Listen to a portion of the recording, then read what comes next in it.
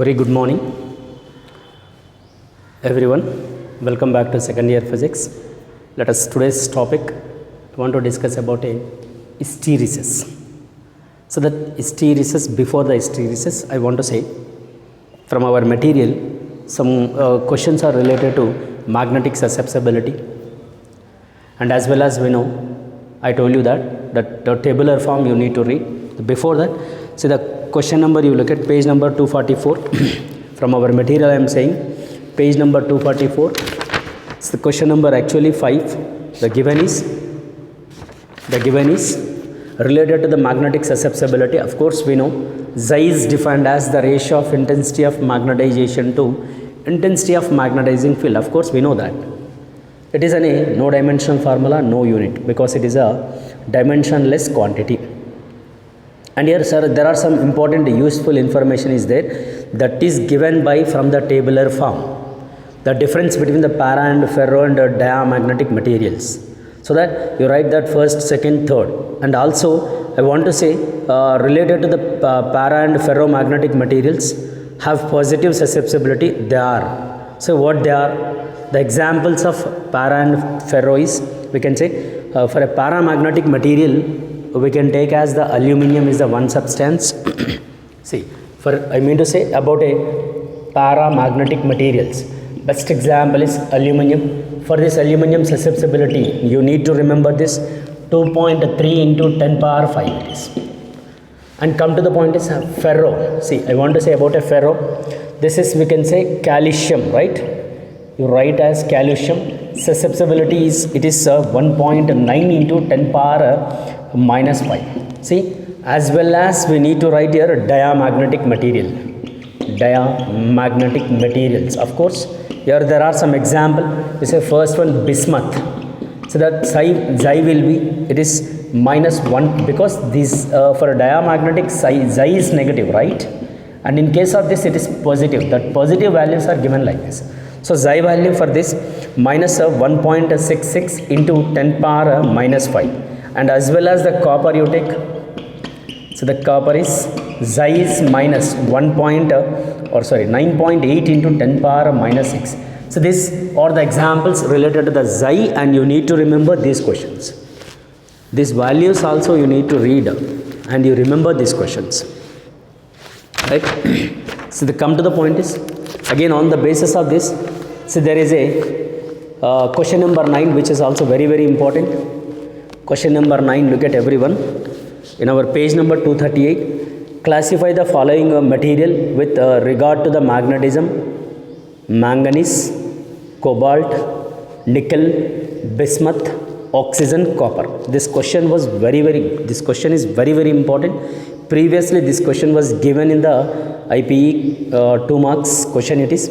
So the materials which are para, which are ferro, and which are diamagnetic material. So the given is first one, manganese. So the manganese is nothing but it is a paramagnetic material. Clear? This tabular form also very, very important. Cobalt is nothing but a ferromagnetic material.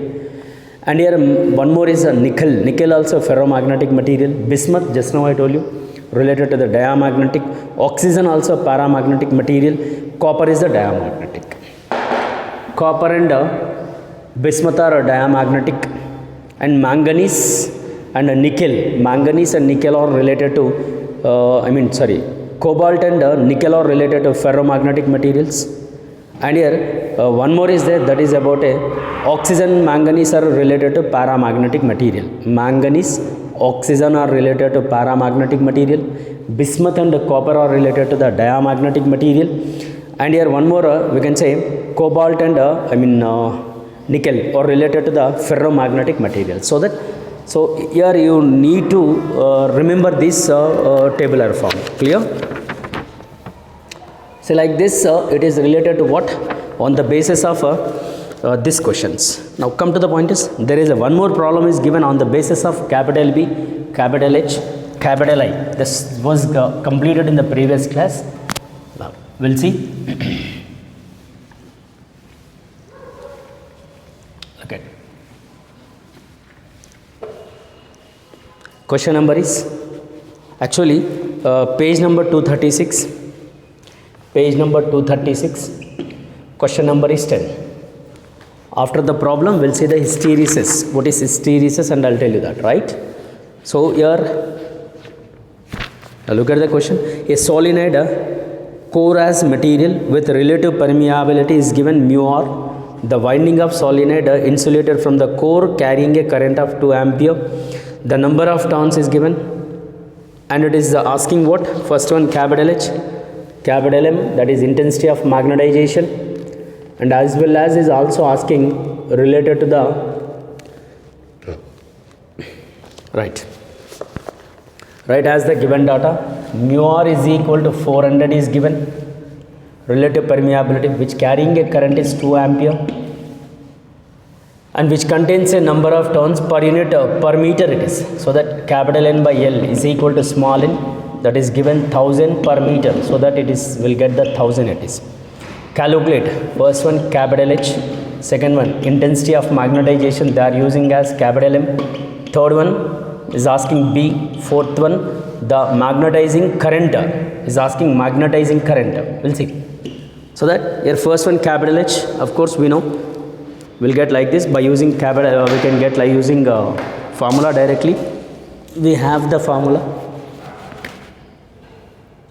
like it is first one capital H is nothing but a Ni. N is we know 1000 and which carrying a current is 2, therefore we'll get the 2000 ampere per meter. Look at B. So look at his I, intensity of magnetization is asking. Of course before that you get B, because B is equal to mu naught into mu r into capital H. So B is equal to 4 pi into 10 power minus 7, mu r is 400 and it is 2000. Approximately 0 cancel, it is 1632 into 3.14 into 10 power minus 3. Then we may get the answer is approximately 1 Tesla. And third one is asking intensity of magnetization, right? So that here I is asking, I we know directly there is a formula, I is equal to capital H into mu r minus 1. So we know capital H, that is I is equal to, you say capital H value is how much is there? It is 2000, right? Yeah, you take as 2000 into 400 minus 1. I is equal to 2000 into 399. So we make it I is equal to 8 into 10 power 5 ampere per meter. See, in this additionally one more is asking magnetizing current is asking. That it is magnetizing current is nothing but we can say here actually B is equal to mu r n naught and I plus Im. Here we need to get, because current passing through the winding of the solenoid in the absence of a core, which would give the value of B as in the presence of the core. So use this is asking intensity of magnetizing current. For that, this is actually the formula related to like this we can take directly. Now I am giving B is equal to mu r mu naught, I think it is I is the current, Im is the intensity of magnetizing current. So we know I value we know 2 ampere, mu r also we know, and B also we know is asking Im. So B just now we got 1 and 1 is equal to mu r 400 into mu naught 4 pi into 10 power minus 7 is asking, if we know 2 it is Im. So suppose you simplify this, we may get the approximately 794 amperes. So this like this we can say the Im it is. Im in the sense is magnetizing current it is. Clear no? So these are the questions are related to what it is about a B and H relation questions, right? Now let us. I want to say the next topic is move to hysteresis. Sir, what is mean by hysteresis? So the hysteresis are nothing but hysteresis are nothing but we can say like this. See, suppose you take one magnetic material. I want to say like this. You take one magnetic material like nickel, steel, or else anyone you take, which are related to the magnetic materials.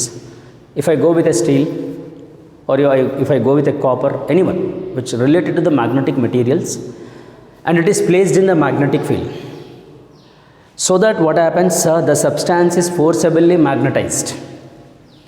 That means the substance is occurs a capital H, and as well as the substance is occurs a I, capital I.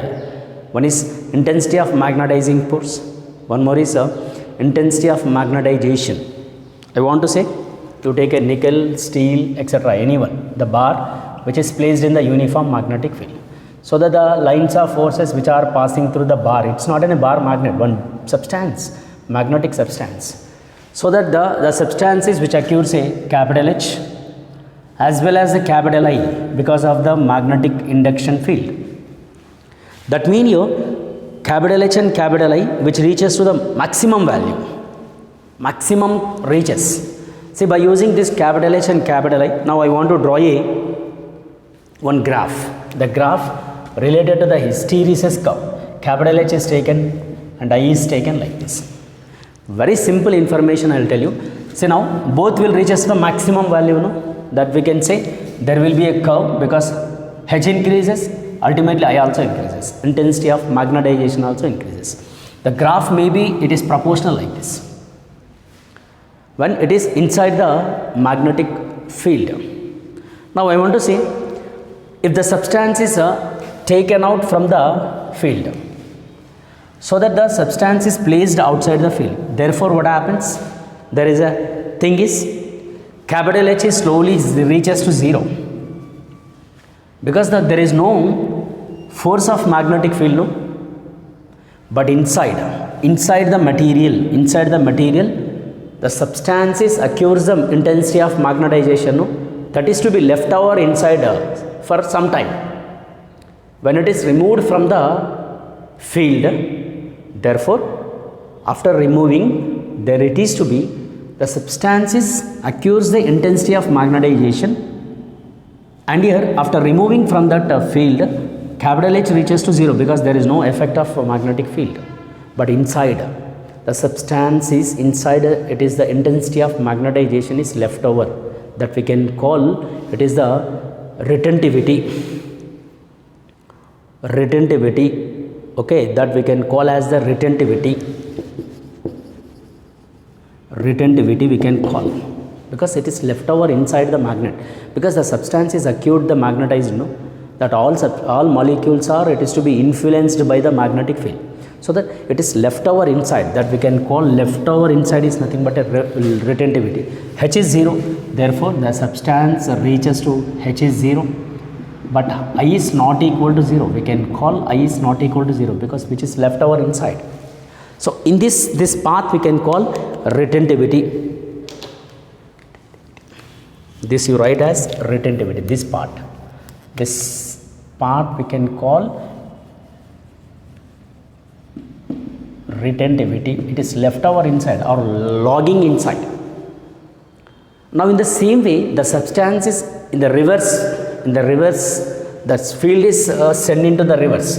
Therefore again what happens, it is to be sent into the reverse way, then again high it is reaches to 0, but whereas H is not equal to 0 in the reverse process, reverse you take. So this we can call as the, here it is I is not equal to 0, which we can call retentivity. Second, what I am saying now, I is equal to 0 but H is not equal to 0, this we can call corrosivity, this path we can call as the corrosivity. There it is to be I is 0 because it is in the reverse manner, no? Intensity of magnetization is 0 but capital H is not equal to 0. Again the process is to be continued, therefore again there will be a high and H is not equal to 0, it reaches to the maximum value, then after again reaches to the same process, H is equal to 0 but I is not equal to 0. Again the process is do like this curve we can call as the hysteresis curve. See, this curve we can call as the hysteresis curve, which is very important. Once again I am telling, hysteresis is nothing but the lagging of intensity of magnetization. So remember, the lagging of intensity of magnetization and the magnetic induction field. See, intensity of magnetization lagging inside the material behind the capital B, that it is taken out from the capital B, and intensity of magnetic field is capital H. When the magnetic specimen is subjected to a cyclic magnetization, this is we can call cyclic magnetization, because again reaches to the same. That's what we can call intense hysteresis curve or a cycle of magnetization.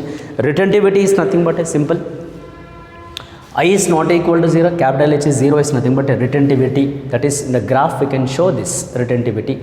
And this corrosivity is nothing but I is equal to 0, whereas H is not equal to 0. That we can call corrosivity. These are the two statements which we should remember. And the for different materials we have different curves, right? I'll show you in our material if it is given, then I'll show you the curves also. Yeah, look at here in the page number 241. Page number 241, there is a soft iron is given and steel is given. Look at both the graphs. I'll draw you and show you soft iron as well as the you can say steel. See, again you take the graph capital H, capital A. Here is the, for a steel, the graph will be, it is maybe like this. This is example related to the steel. Suppose you go for the next one, that is about a related to the soft iron, which may be represented like this. This is related to the soft iron.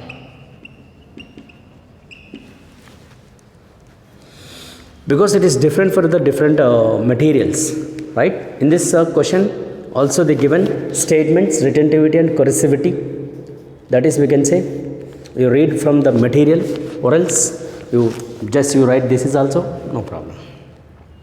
So this related to what it is about a hysteresis curve, and here it is related to about a corrosivity.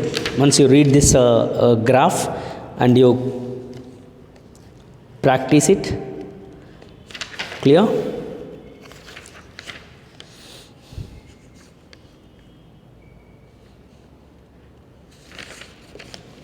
Okay, so this is about what it is we can say related to the retentivity and the corrosivity, this graph, and it is a soft iron for different materials, different graphs are there. So these two graphs you remember related to what? Hysteresis and as well as the corrosivity. And here I'll tell you other one, that is about a terrestrial magnetism. Sir, what is mean by terrestrial magnetism? Or we can also call geographical magnetism, not GIO, GEO, not geo, which we are using the network. No, that's not I am saying about a GIO, sorry, JIO. I am saying about a GEO, geographical magnetism, or we can also call terrestrial magnetism. Sir, what is mean by this? Very simple. I want to say, if a magnetic needle which is suspended in the direction of BH, that we can say horizontal component of earth magnetic field, horizontal component of earth magnetic field, right? So that here you look at GN, geographical north, GS, geographical south. So it is suspended, the needle is suspended, therefore the needle will comes to rest in the direction. It is a directive property. I told you in the very beginning in this chapter. Needle or a bar magnet is suspended, therefore the needle or a bar magnet which comes to direction along the direction of geographical north and along the direction of a geographical south. That is we can call directive property. Therefore the needle is comes to rest in the direction like this. So north and south. There will be a magnetic axis, we can call this is the line indicates the magnetic axis. And this axis makes an angle theta with the direction of geographical north and south, which we can call as the angle of dip. Dip angle we can say, because the magnet will not comes to rest in the direction of exactly in the direction of north and south. See, wherever you go, that needle is makes an angle theta with the direction of earth magnetic axis. It makes some angle, little angle. The angle we can call as the dip angle, which is very very important for 2 marks. So what is mean by terrestrial magnetism, or what is mean by geographical? See, it is related to the branch of physics which used to discuss, it is used to discuss the or study of earth magnetic field.